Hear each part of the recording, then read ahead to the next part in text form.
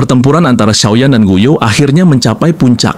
Xiaoyan melepaskan teratai api pemusnahan sehingga membuat Guyu terluka parah. Alhasil Guyu yang marah hendak membalas. Namun yang tak ia sangka, muncul Yao Lao, guru Xiaoyan yang memotong serangannya. Tak lama setelah itu, penatua Tongshuan dari klan Gu datang bersama bala bantuan.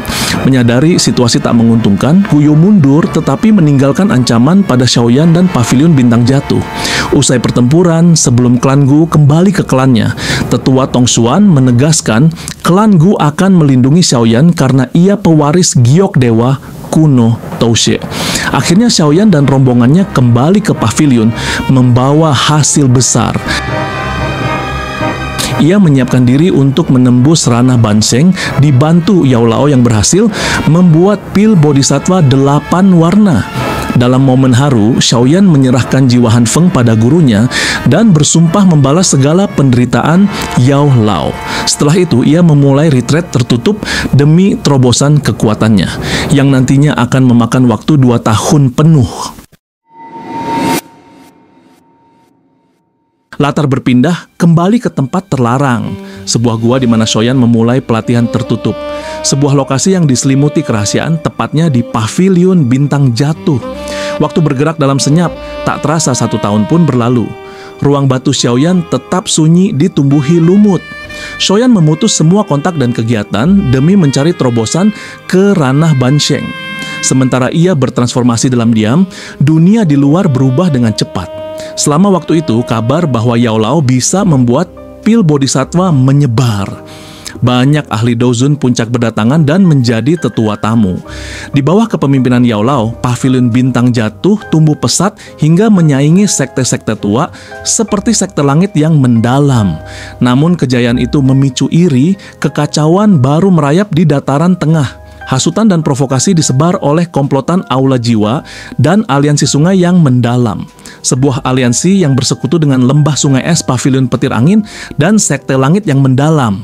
Mereka mengklaim bahwa semua hasil dari pohon kuno bodhisattva telah dicuri paksa oleh anggota pavilion bintang jatuh, di mana hal itu memicu perang di antara kedua pihak.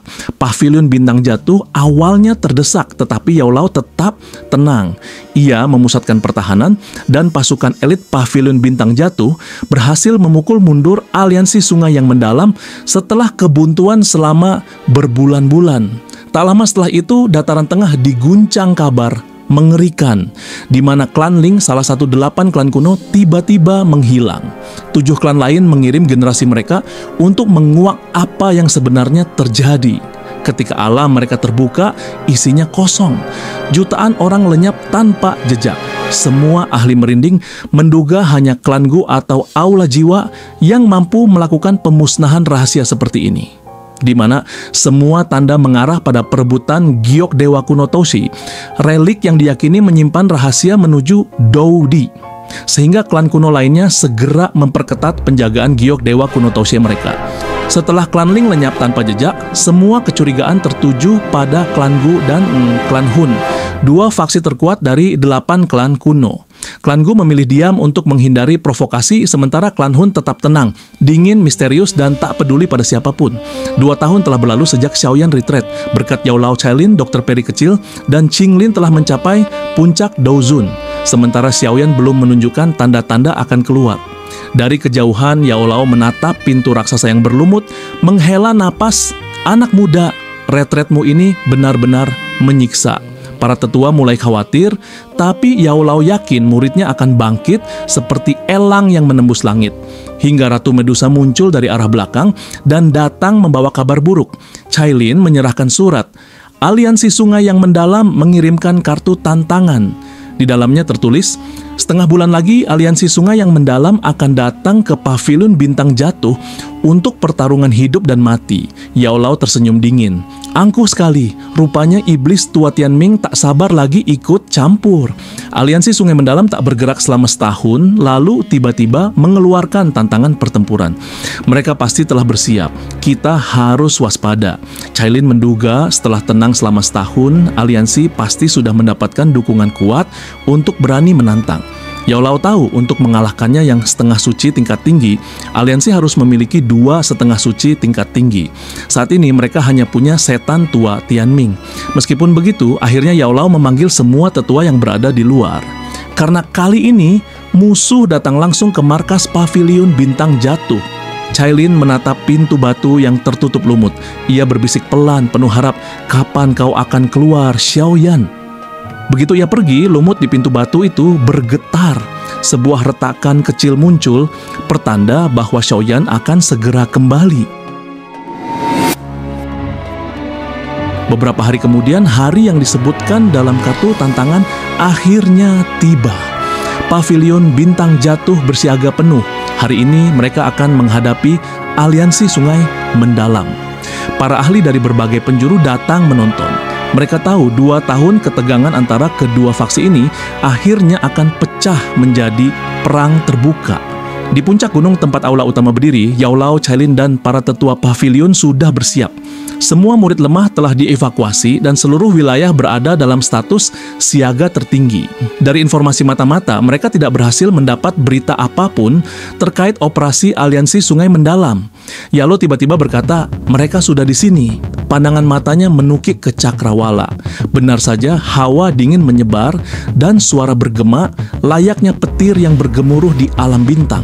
Salah satu tetua aliansi sungai mendalam menyapa, "Yao Chen, sudah bertahun-tahun sejak terakhir kita bertemu. Bagaimana kabarmu?" Lebih dari 100 orang hadir di pavilion bintang jatuh. Ruang spasial terbuka memuntahkan gerombolan kelompok itu membawa kekuatan berbasis ranah dosun, barisan yang menakutkan. Tujuan kedatangan mereka hanya satu, aliansi sungai mendalam. Kesulitan hidup berdampingan dengan pavilion bintang jatuh. Karena itu, wilayah pavilion harus diserahkan.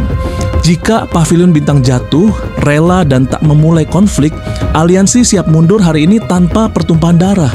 Tentu saja Cailin menolak mentah-mentah, namun Tianming hanya tertawa. "Kau pikir aku datang tanpa persiapan?" Setelah mengatakan itu, dia memanggil 2 sosok. Mereka adalah anggota Istana Jiwa bernama Gu Yu, sosok yang pernah dihadapi Xiaoyan dan terluka parah dalam perebutan jantung Bodhisattva. Ekspresi keterkejutan melanda. Jika aliansi sungai mendalam bekerja sama dengan Istana Jiwa, niat tersembunyi pasti telah mereka rancang. Langit tiba-tiba bergetar, celah ruang terbuka lebar.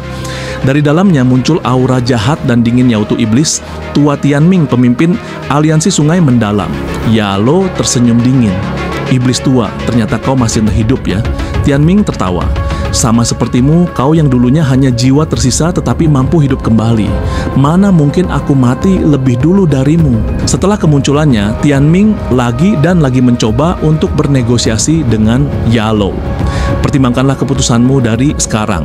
Namun sayang sekali, meskipun mereka telah mengirim 2 bala bantuan dari klan Hun, Yalo tetap bersikeras untuk mempertahankan pendiriannya. Dia tidak akan menjual harga dirinya, apalagi sampai mengorbankan pavilion bintang jatuh hanya untuk menukar dengan apa yang mereka tawarkan. Dalam sekejap, formasi besar Douchi menyala di langit. Semua orang di sekitar pegunungan terkejut melihat perubahan yang tak terduga ini. Nampaknya pavilion bintang jatuh sudah siap bertarung. Pertunjukan bagus hari ini akhirnya dimulai.